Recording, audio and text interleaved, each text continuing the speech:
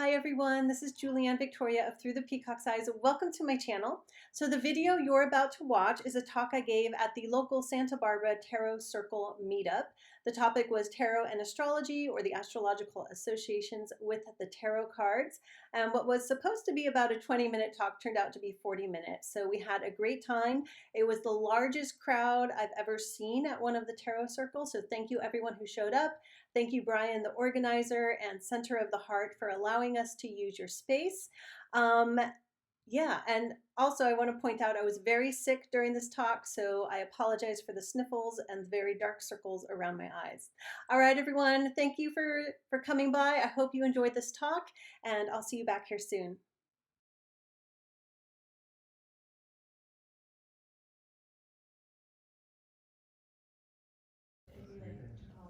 Okay, we're rocking. Okay.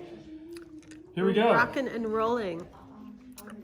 Okay, so let's talk about the handouts I passed out, and if like the astrologers here have anything to add. Feel free to, if anyone else has anything they want to add. So let's start with the handout that says the 12 zodiac signs. Ignore the Rashis, that's the Vedic thing. So as you may know, in tarot, there are the elements. So earth, pentacles, water, cups, fire, wands, and swords, air. So it's important to know those, obviously with the minors, but the majors kind of have their elemental associations too. So I printed this up for those who are unfamiliar with the elements and what they sort of represent. So it's the classical elements, air and fire are masculine, and then the signs associated with them. Water, earth is feminine, and the signs associated with them. So that's just kind of for your reference as you're going through your cards.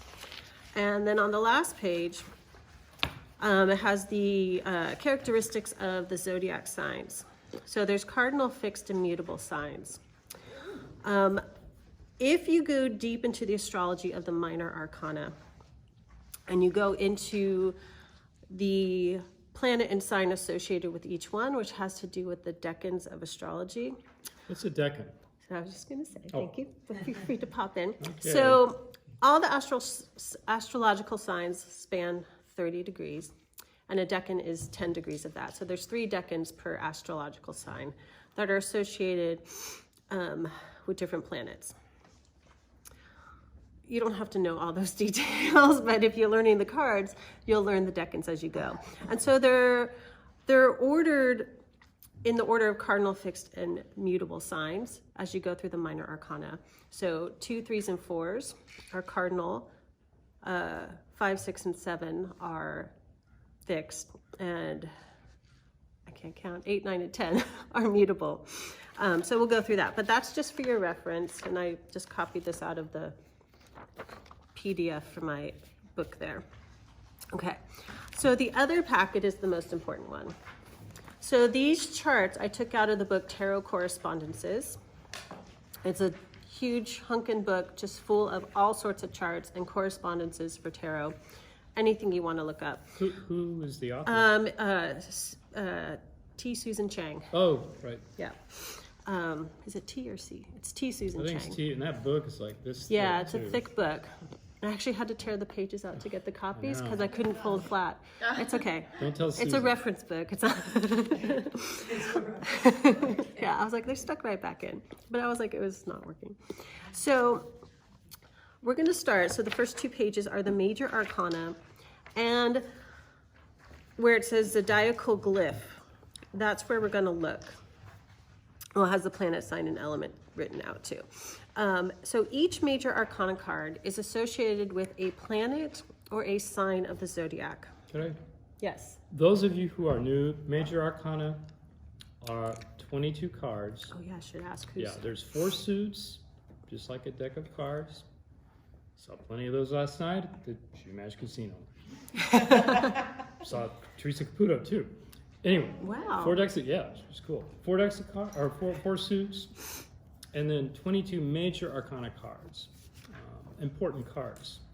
So that's the Fool, Hierophant, High Priestess, the Tower, the rest of them. Anyway, sorry. Yes, I have mine separated out. Okay, so where was I? So yeah, so there would be a planet or a sign associated with each of the major arcana. And that gives you more information of what the card is about, or you can even say the energy of the card. Now, as you look through here, for the Fool, for the Hanged Man, and for Judgment card, it has an element plus a planet. So the Fool has air or Uranus, and the Hanged Man has water or Neptune, and Judgment has fire or Pluto. And that's because Uranus, Neptune, and Pluto were not yet discovered when these associations were given to these cards. But now they're applied to it. Okay, so let's go through the major arcana. So I have 2 decks here. I have Thoth Tarot, and I pulled this out because it actually has written on the cards, I'll do it there, but it has the planet or the sign associated for the majors and the minors. Another deck, Jessica's deck, the Hermetic Tarot. I didn't bring it because I knew she would. That's right. Yeah, I'm using your deck. Hers also has the, well, if people down there want to see, have the astrological associations. So Thoth-based decks tend to have that. Not all. Depends on who creates Thoth-based decks. So Thoth. Another. So the Aleister Crowley Aleister deck. Crowley was a member of the Hermetic Order of the Golden Dawn, as well as Arthur Edward Wade, who has the one you most are holding. So all these associations are applicable to both style decks because they're based on the Golden Dawn teachings. Yes. Sort of getting a little history here, but it's complicated. And then I also brought my deck, the Medieval Sigils Tarot, because it's a sigils deck. It's all sigils. And I use the astrological symbols in it, if anyone wants to look at them and try to find them. Or buy it. You can look at that. Or buy it, that's right. If you want to buy it too, you can buy it too. Go to my website, Dex page. Okay, so going through the major arcana, we have the Fool. They're big cards, but if you have your Fool card, you can pull your Fool card out. The Fool is associated with Uranus. So the planet Uranus symbolizes sudden happenings, unexpected things, the unknown. He can shake things up. He can surprise you. So the Fool has that element of surprise, the unknown. There's nothing you don't know. You don't know. So like in a Rider-Waite-Smith deck, most of you probably have RWS-based decks. He's about to step off a cliff. Mm-hmm. What's going to happen?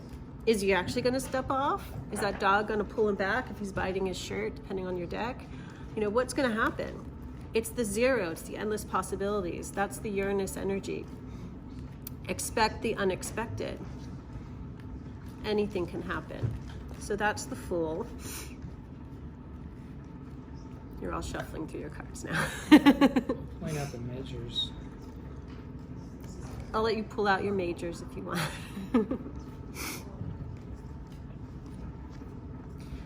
Can you pass? Did someone else come in? Oh no, that woman just walked through. You're right, yeah. I'll let you pull out, yeah. When people stop shuffling through. Okay, now. Just be a minute here. Okay.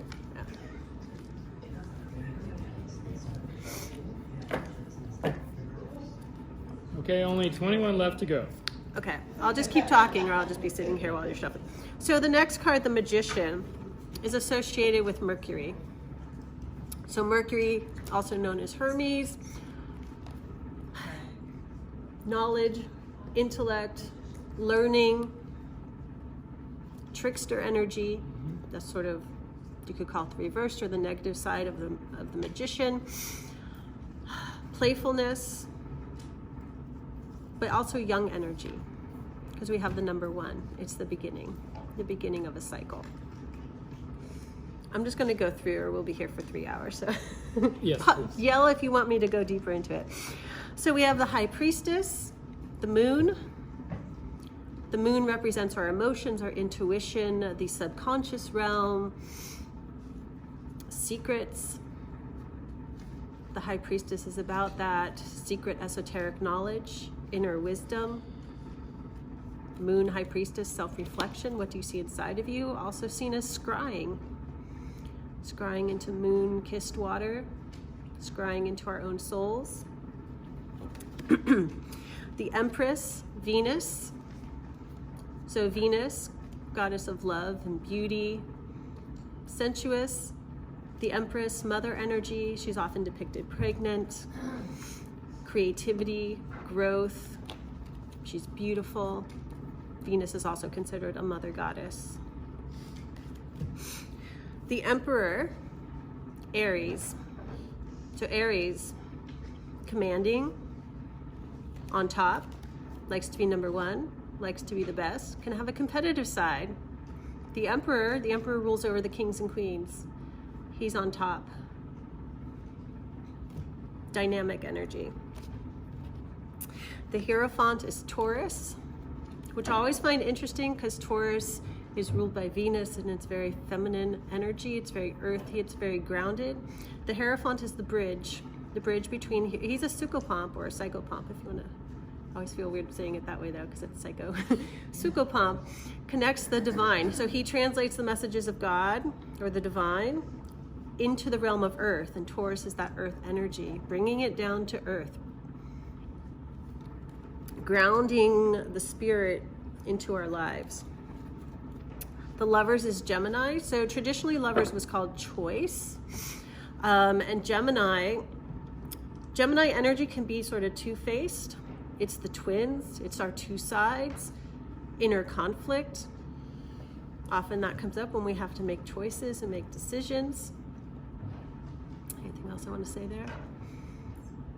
Yeah, it's very mental energy. I rarely see the Lovers card as like, ooh, love, romance is coming in. Some newer decks, because of the imagery, I work with that, but often it's like, this is a life-changing decision. It's hard, it's difficult, but it's going to change your life. It's actually my breakup card, but yeah, it's like, yeah. So the Chariot, Cancer. So Cancer energy is nurturing, right? It's ruled by the moon, which you may not know, but it's also about change. And the Chariot brings about change, movement forward, movement into the new. This is seen as a victorious card. Personally, I don't tend to see that energy there. I see it more as time to change and make a move, either literally or figuratively. This deck, it's called Adjustment, but so some decks have Justice as 8, some as 11. Thoth deck has it as 8. It's called Adjustment in this deck, so Libra. So wherever your Justice card is, it's associated with Libra. Libra is the scales, and Justice card will have the scales. It's about weighing the options. There's also decisions too, but weighing things out. What is the right thing to do? What is fair? What is balanced? What sign is Justice? Libra. Libra? Yeah. What element? Air? Air. Yeah, that's all. Oh. You can have that one now. The Hermit. So the Hermit is associated with Virgo. Virgo is an earth energy. Virgo energy is very meticulous, very focused, even perfectionist. And in that sense, with the Hermit energy, you know, a hermit is someone who goes off to perfect their spiritual life, to seek within, to seek perfection in that. And actually people I know have strong Virgo in their charts tend to be very hermit-like. I don't know if you guys have noticed that. I'm just realizing that as I say that. Okay, so the Wheel of Fortune is ruled by Jupiter. We're associated with Jupiter. So you'll often, if you're reading in books, you might read like Wheel of Fortune is ruled by Jupiter. Not that the planet has control over the card, but that's just the terminology. So ruled by or associated with Jupiter. So Wheel of Fortune, we think fortune, good luck. It is a turning over of cycles. It's an ending that leads to a new beginning. But it's fortune, right? And Jupiter is the planet of good luck and fortune. He's growth and expansion. Okay. And then in this deck, 11 is strength. It's called lust. So wherever your strength card is in your deck, that's associated with Leo. And of course, the lion is there. The lion represents the passion.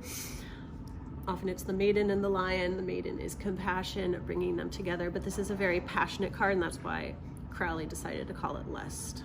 A lot of passion. Yeah, passion. Leave that there. That's explanatory. So the Hanged Man in the deck here, it just has the water symbol, but it's associated with Neptune, god of the deep ocean waters.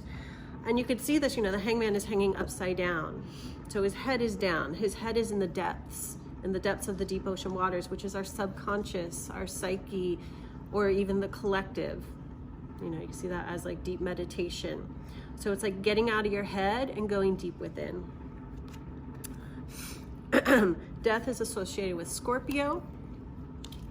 Scorpio is the sign of death, transformation. It's also the sign of the occult, the mysterious. Death is a card of transformation.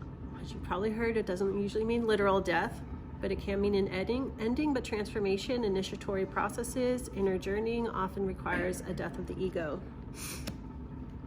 It's intense. Scorpio is intense. 14 is temperance. In this deck, it's called art, and that's ruled by Sagittarius or associated with Sagittarius. Sagittarius is a fire sign. So fire is associated with creativity, but it's also like adventurous energy. And so temperance is like the alchemy card. Like, let's see if we can make gold. Let's see if we can, like, it's full of ideas, Sagittarius energy. Can I do this? Can I turn this lead into gold? Can I create this out of my life? Can I do this and that? So it needs to have that fiery spunk to even find the motivation to be so creative to create nothing or something out of nothing. The devil is associated with Capricorn. Of course, Capricorn is the goat fish. Actually has a fish tail. It's not just a goat, but the goat and the goat horns is associated with the devil. Capricorn, you know, it starts at the winter solstice. I was going to say in the northern hemisphere, but you all live in the northern hemisphere. And that's the darkest time of the year. That's when we're deepest into the earth energies. The next card, the Tower, is associated with Mars. So Mars, fiery god of war, conflict. The Tower, this one doesn't have sort of a lightning, well, not really lightning bolt, but usually has a lightning bolt. And it's like, okay, there's something huge I need to deal with here. It's throwing my life into havoc. There's some battles to fight. But that Mars energy is also drive. It's like, kind of questioning when the Tower comes up. Do you have the drive to face this? It's not always negative. Yeah, I kind of like the Tower, but then we have the Star, which is associated with Aquarius. So Aquarius is humanitarian energy. It's an air sign, not water. A lot of people confuse that. And that humanitarian energy, you want things to be good for all. You have great wishes for the world, right? The Star is about wishes and hopes. Like, if you got to have 3 wishes, you'd ask for world peace and everyone to have harmony and everything to be wonderful and dreamy, perfect. That kind of energy. The Moon is associated with Pisces because the High Priestess is associated with the Moon. So the Moon, of course, emotions, intuition, also illusion, emotional ups and downs and change. And that Piscean energy is that realm of the psyche, the unconscious, the subconscious, the collective unconscious. This card can represent a lot of illusion because of that, but it also represents deep spiritual insights. That's kind of going to the extremes there.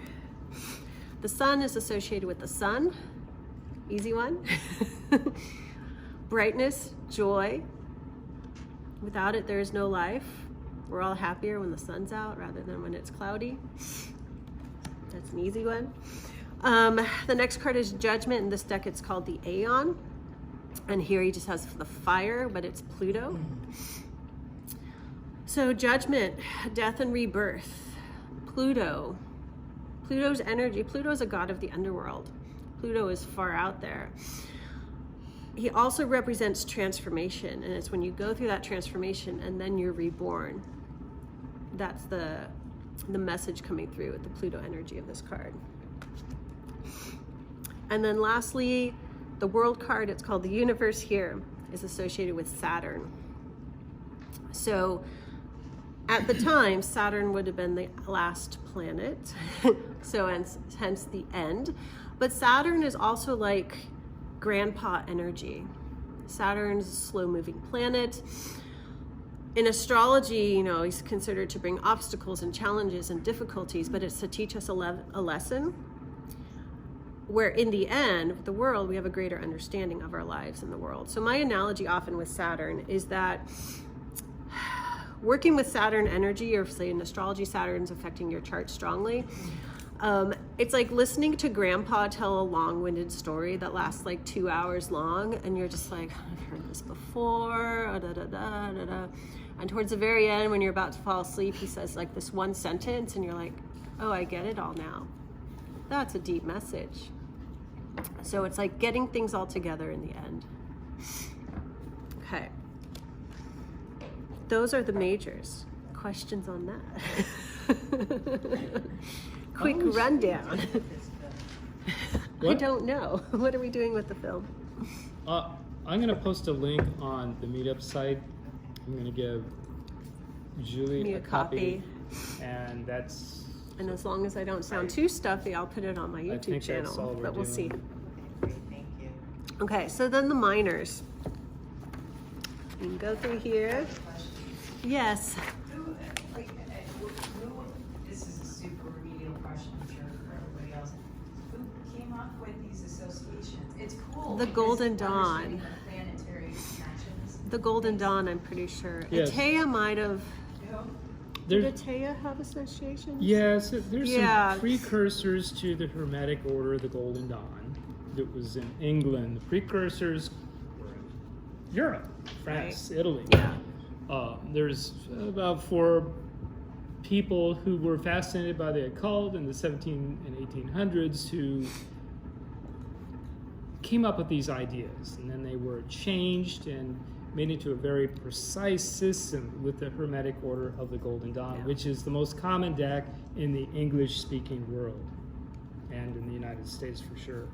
Yeah, so the most, and then it kind of branched into the Rider-Waite-Smith deck and the Thoth Tarot, Right. as Aleister Crowley kind of branched off. Okay. You said the most common or used deck. What's that? It's the most common deck in the Rider-Waite-Smith. Rider-Waite-Smith deck is the most common tarot system in the English-speaking world. It's not the most common in Asia or in Europe or parts of the Far East. They're more into the Marseille older style decks. Mm-hmm. Yeah. Okay, so for our minors, if you turn to the page, I wrote on the top that the pages, aces and pages, are just correlated to their elements. So, for example, I have the Ace of Swords here. So swords is air, and you can see here, swords, air. The planets associated in general with the aces and pages would be Gemini, Libra, and Aquarius. Oh, because I only put the symbols there. In the back, I also have charts from my book for the symbols and what they represent. So you're not like, well, what does that mean? So those are there too. I was like, oh, we need that.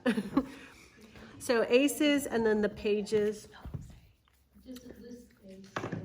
They're usually called pages. In this deck, they're called princesses. So some decks, the pages will be princess or knave. Though I have a deck that uses both page and knave. And knave is knights. So you have to know your deck. But this is the thought system. So that's all aces and pages are just in general associated with their element and whichever astrological signs are connected to that element. So I wrote that all there at the top for you. So then we have the charts for the minors. And as you can see, so we'll look at like 2 of Swords, 3 of Swords, 4 of Swords, and you go over to the sign, they're all associated with Libra. So the first three, 2, 3s, and 4s of each element or suit is associated with the cardinal sign. So you need your other chart of that element. And then you go on to these charts aren't quite in order. So then skip the page here. Don't quite like how she laid them out. Where are our other air ones? Aries, Taurus. You know, I'm going to include a pie chart. It's easy Yeah. to see the associations on one page. That would be awesome. And there's 12 houses of astrology, and then the decans per segment, all on one page. Yeah, so but then you could see, we'll just go down this chart. So 5, 6, and 7, it has cups, which is water. It's associated with the fixed water sign of Scorpio. And then 8, 9s, and 10s, they have wands here, so it's the fire, and it's associated with the mutable fire signs. So, or mutable signs, and this is Sagittarius. So this has them laid out. And we don't have to go through every card because that's a lot of information, especially if this astrological stuff is new to you and you're like, what? But I just wanted to give you the charts and give you an idea of how it's laid out. And the first packet's going to help you reference this. That makes sense. If I had time, I would have made my own chart.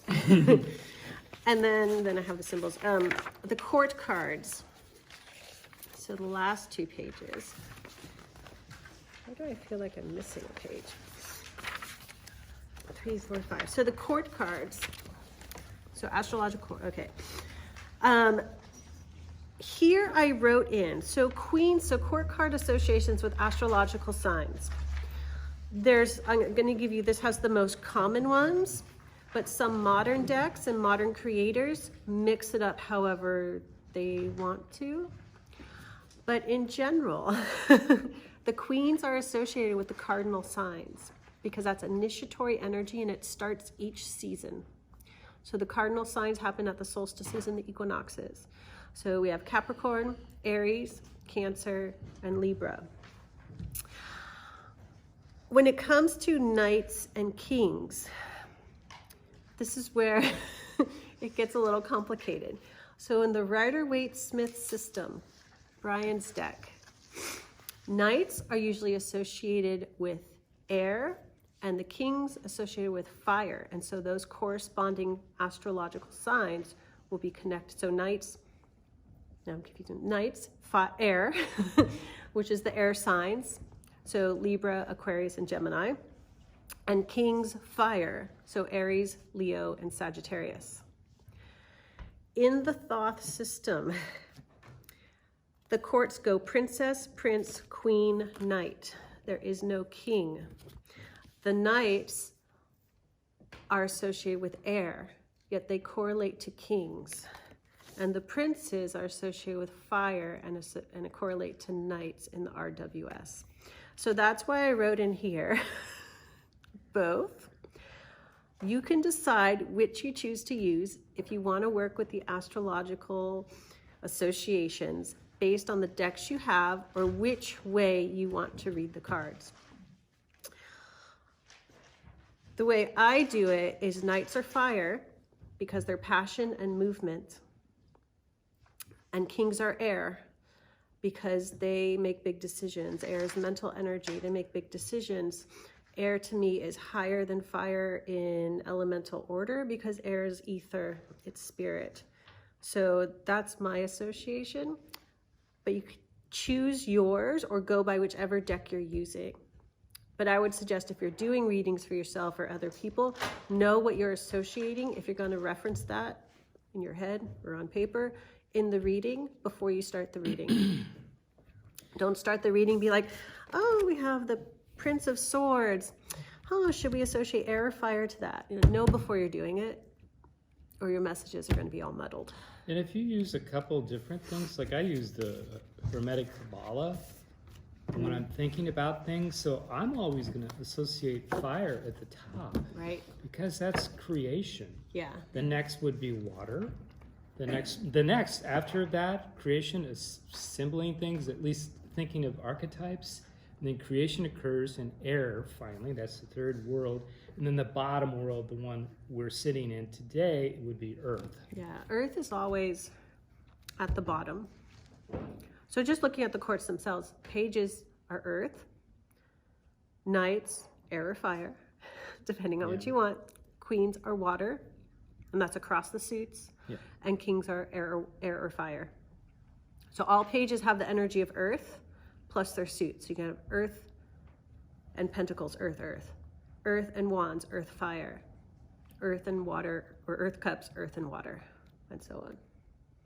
So they all have their own elements too. So knowing the elements is sort of like the foundation for then adding in this layer and understanding what the elements symbolize. And that gives you those extra layers to add to your readings. If you choose, you don't have to.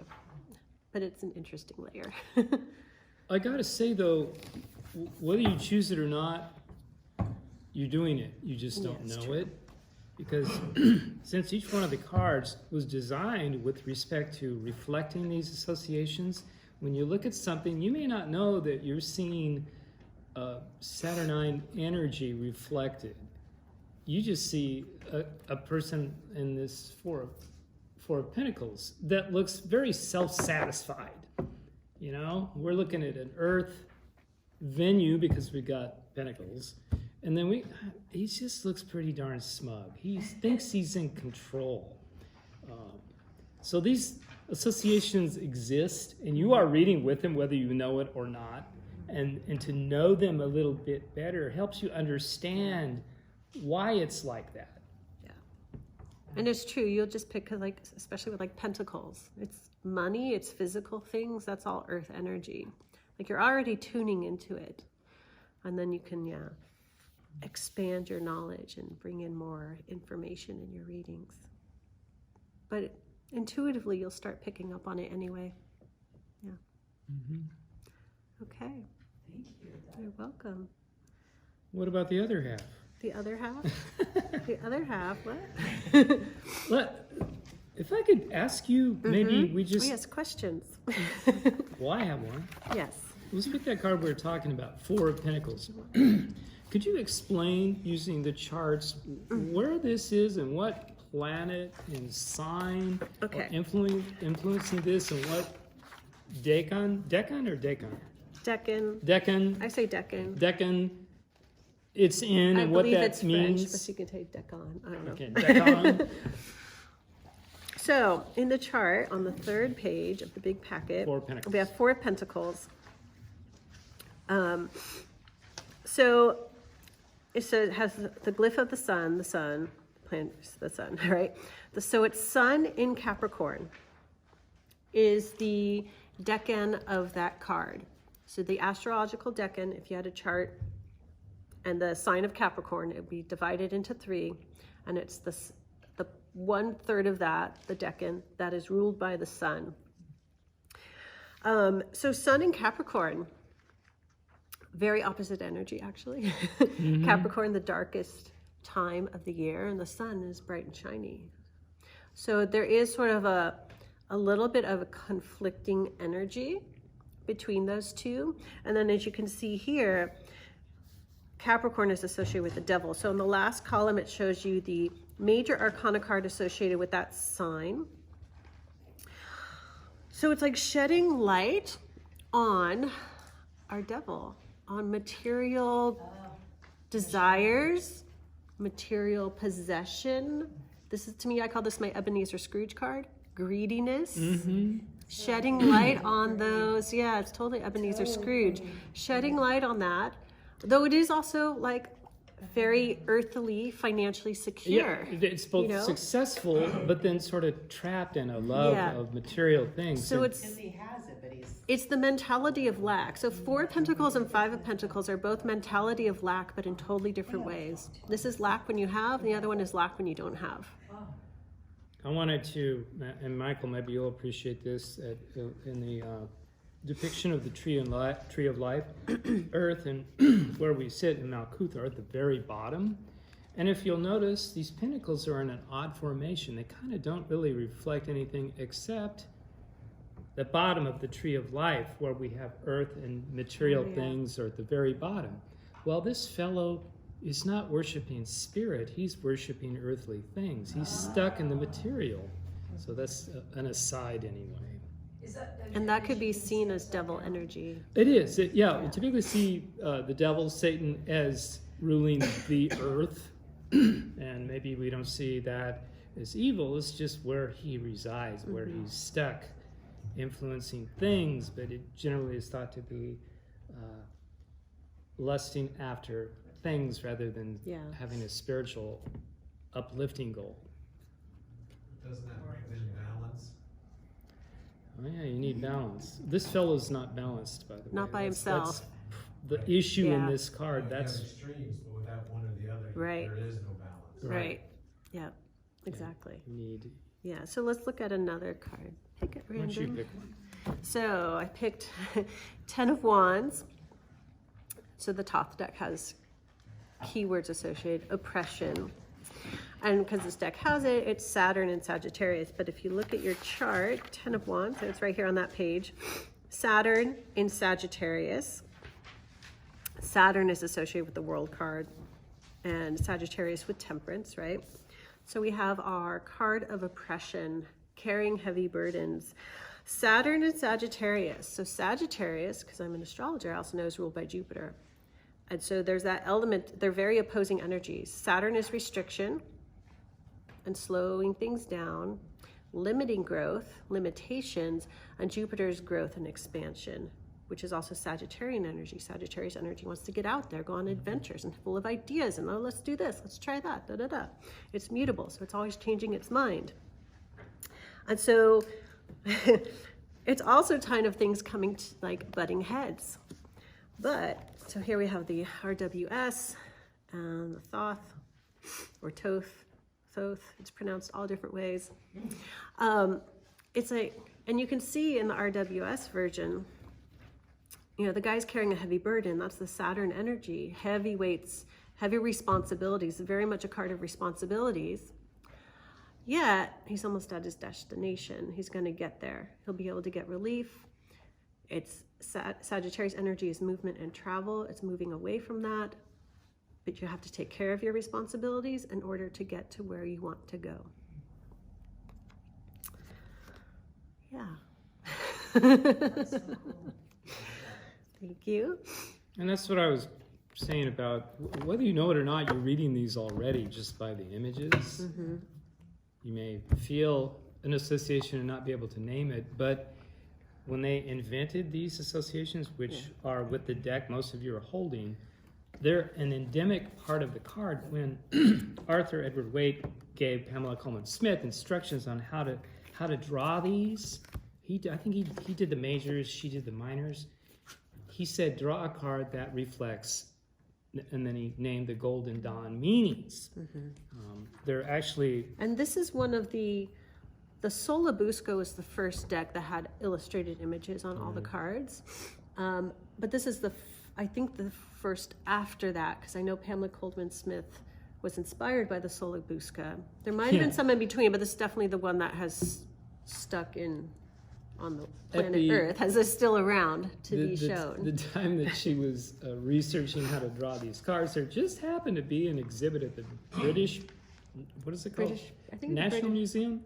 I forget. Well, where nearby where she was living, that had this deck on display, and it's the Solabusca deck. Some of these Solabusca decks, some of these images that she ended up drawing are so similar. Yeah. You know that she was visiting the museum and said, "Oh, I have an epiphany. I'm going to reflect that." So, but a lot of decks, like the Thoth deck, Tarot de Marseille, and those inspired by that, don't have pictorial minors. They just have the wands or the cups or the pentacles or coins and swords. So you don't get those pictorial cues.